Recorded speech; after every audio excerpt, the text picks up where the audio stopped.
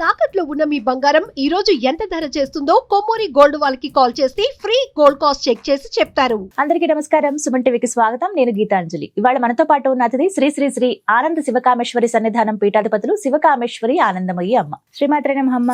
శ్రీమాత్రే నమః అమ్మ. అమ్మ, పౌర్ణమి, శ్రావణ పౌర్ణమి, ఆ రోజు చాలా విశేషం. రాఖీ పౌర్ణమి. రాఖీ కట్టడం ఒక సాంప్రదాయంగా వస్తూ ఉంది. ఇది ఒకసారి శాస్త్రాల ప్రకారంగా మాట్లాడుకున్నా ఎప్పటి నుంచి ఉంది అంటే ఈ సాంప్రదాయం ఎవరు మొదట ప్రారంభించారు, ఎక్కడి నుంచి వచ్చింది, అసలు నిజంగా ఉందా, ఇలాంటి ప్రశ్నలు వస్తూ ఉంటాయి.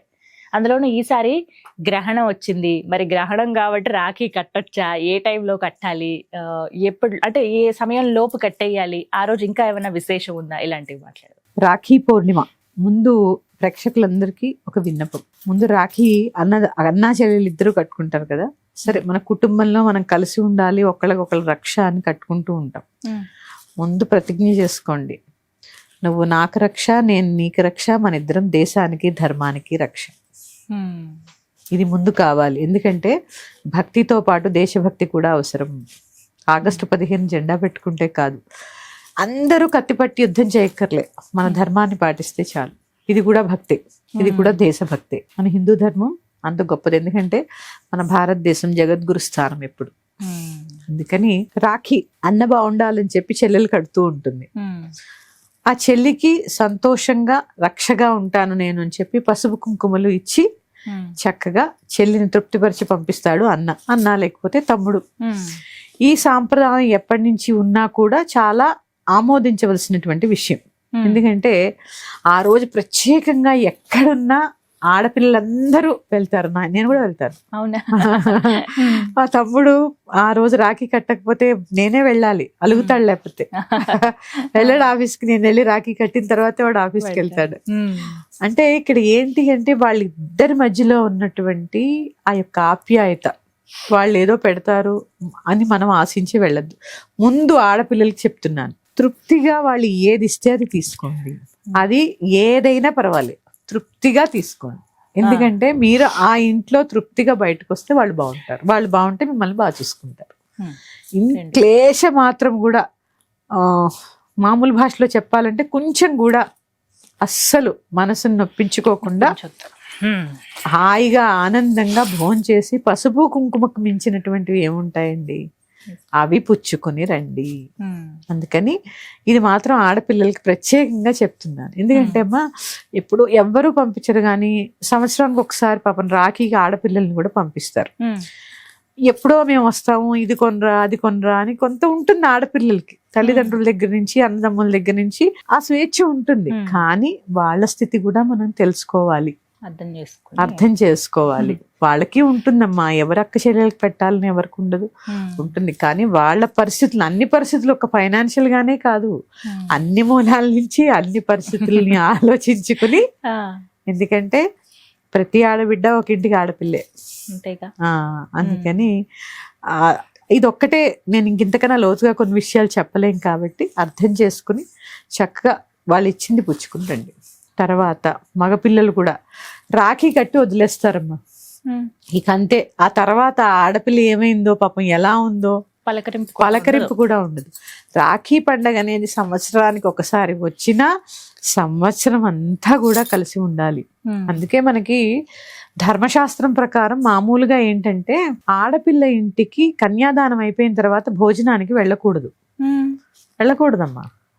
అసలు మామూలుగా అయితే శాస్త్ర ప్రకారం ఆ ఇంట్లో మనవడు పుట్టేదాకా వెళ్ళకూడదు. అందుకనే ఏం చేశారంటే కార్తీక మాసంలో భగినీ హస్త భోజనం అని పెడతారు మనకి. అది మన సాంప్రదాయం కదా.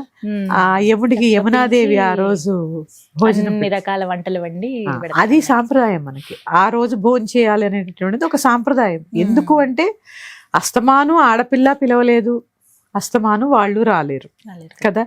అందుకని సరే అది కొంతమంది పాటిస్తున్నారు, కొంతమంది ఇది పాటిస్తున్నారు. సంవత్సరానికి ఒక్కసారి తృప్తిగా చేసుకునేటటువంటి పండుగ రాఖీ పండుగ. తర్వాత గ్రహణం మనకి లేదు, యూరప్ లో ఉంది, యూకేలో ఉంది, అంతవరకే. మనకి లేదు, మనకి ఎలాంటి నియమాలు లేవు.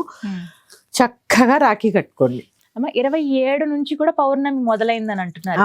మరి 28నే జరుపుకోవాలా? అంతేనమ్మా, సూర్యోదయానికి ఉన్న పౌర్ణమే కదా లెక్క, పండగ లెక్క అదే కదమ్మా. వాళ్ళు అది మళ్ళీ 9:30 వరకే ఉందండి, అంటే 9:40 వరకే ఉందండి అని అంటున్నారు. ఉంది కానీ పండక్కి మొత్తం పౌర్ణమే లెక్క వస్తుంది. కుదిరితే 10 లోపల కట్టుకోండి, లేతే మధ్యాహ్నం అభిజిత్ లగ్నంలో కట్టుకోండి. అది కాకపోతే అంతే సూర్యాస్తమయం లోపు కట్టుకోండి. ఇక్కడ ఇదే చెప్తున్నాను, మీ మనసుకి ఏదనిపిస్తే అది చేయండి, ఆ రోజు కట్టుకోండి. అంతేనా? ఆ రోజు మాత్రం శుక్రవారం రాఖీ కట్టుకోండి. ఫార్మాలిటీస్ అన్ని అందరికీ తెలిసినవి, మనం ఏం చెప్పక్కర్లేదు. తృప్తిగా హ్యాపీగా ఉండండి. సంవత్సరం అంతా కూడా అన్నదమ్ములు ఆడపిల్లకి తోడుగా ఉండండి. ఎందుకంటే ఎన్నో బాధలు ఉంటాయి మా ఆడపిల్లకి. అంటే బాధలు అంటే అన్ని భర్తతో, అన్ని అత్తగారితో, అన్ని పిల్లలతో చెప్పుకోలేదు. అవి ఆరోగ్య సమస్యలు అవ్వచ్చు, ఏమన్నా అవ్వచ్చు. అన్నదమ్ములకి తల్లిదండ్రులకి చెప్పినంతగా చెప్పుకోలేదు. ఎంత భర్త అయినా చెప్పలేదు కొన్ని. అందుకని అప్పుడప్పుడు ఫోన్ చేసి ఎలా ఉన్నావు అనే ఒక్క మాట వాళ్ళకి ఎంతో తృప్తినిస్తుంది. అది చాలండి. ఎక్కడొస్తాయి తెలుసా అమ్మా గొడవలన్నీ? కమ్యూనికేషన్ గ్యాప్ వల్ల వస్తాయి. ఆస్తులకి రావు, డబ్బులకి రావు, నగలకి రావు. ఇవి కాదు ఫస్ట్ మెయిన్. ఏ గొడవకైనా కారణం కమ్యూనికేషన్ గ్యాప్. ఇప్పుడు దూర ప్రాంతాల్లో ఉంటారు కొంతమంది, స్టేట్స్ వెళ్ళిపోయి ఉంటారు. వాళ్ళు ఆ రోజు ఒక పలకరింపు కూడా చాలా అంతే కదమ్మా. రాఖీలు పంపించే వాళ్ళు కూడా ఉన్నారు, కొరియర్ చేసే వాళ్ళు కూడా ఉన్నారు. కొరియర్ చేసే వాళ్ళు ఉన్నారు. చక్కగా కట్టుకోండి అలా పంపిస్తే. కానీ ఒక పలకరింపు ఏదైనా సరే, అది గురు శిష్యులు అవ్వండి, అన్నా చెల్లెళ్ళు అవ్వండి, భార్యాభర్తలు ఇవ్వండి, తల్లి పిల్ల అవ్వనియండి, ఎవరైనా సరే అన్నిటికీ మూలం కమ్యూనికేషన్.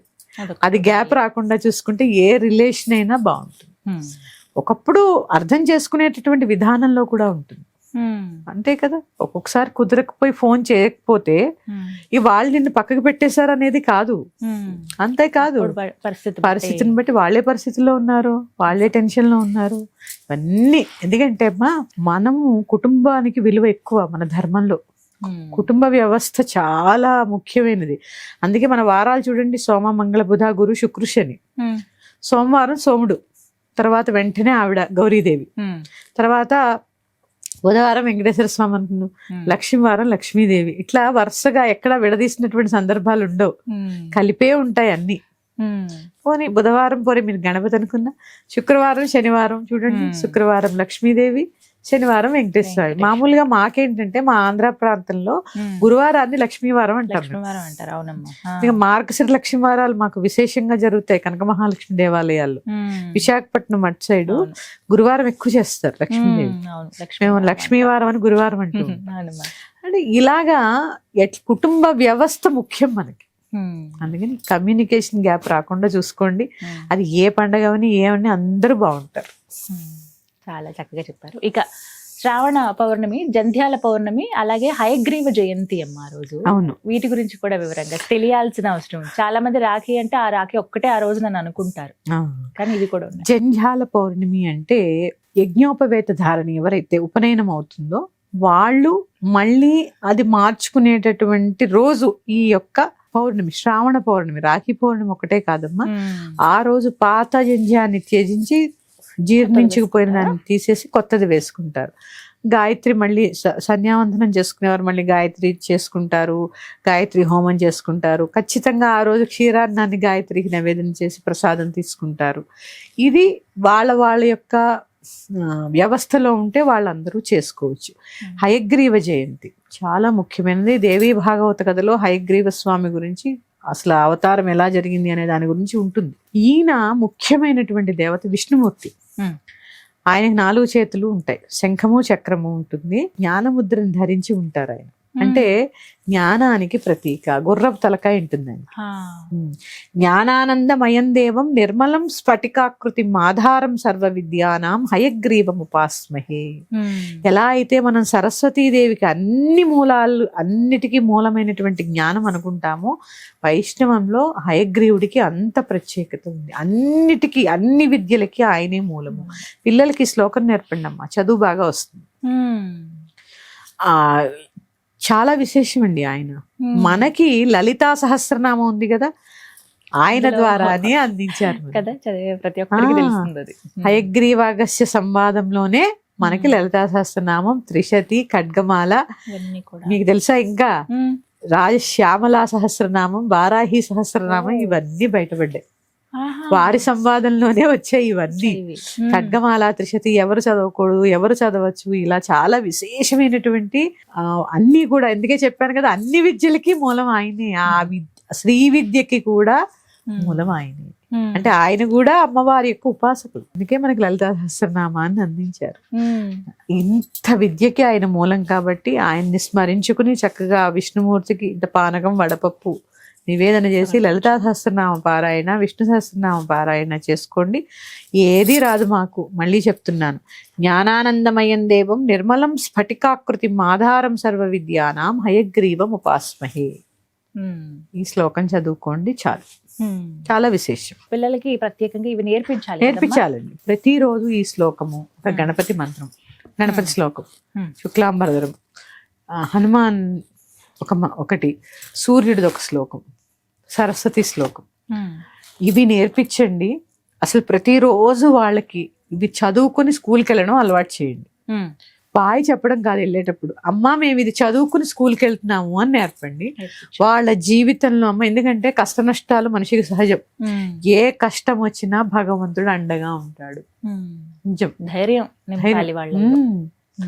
హనుమంతుడు ధైర్యాన్ని, హయగ్రీవుడు విద్యని, సరస్వతి జ్ఞానాన్ని, సూర్యుడు ఆరోగ్యాన్ని ప్రసాదిస్తాడు. ఇంతకు మించి ఏం కావాలి? గణపతి అన్ని ఇస్తాడు వాళ్ళ పిల్లలకి అన్ని ఇస్తాడు. పిల్లలంటే చాలా ఇష్టం కదా ఆయనకి. అన్నిటినీ సూక్ష్మ దృష్టిని ప్రసాదిస్తాడు గణపతి వాళ్ళకి. లోతుగా ఆలోచించేటటువంటి లక్షణాన్ని ఇస్తాడు పిల్లలకి. అందుకని ఇవి నేర్పండి, చాలా విశేషం. చాలా చక్కగా చెప్పారమ్మా, ధన్యవాదాలు. శ్రీమాత్రే నమః.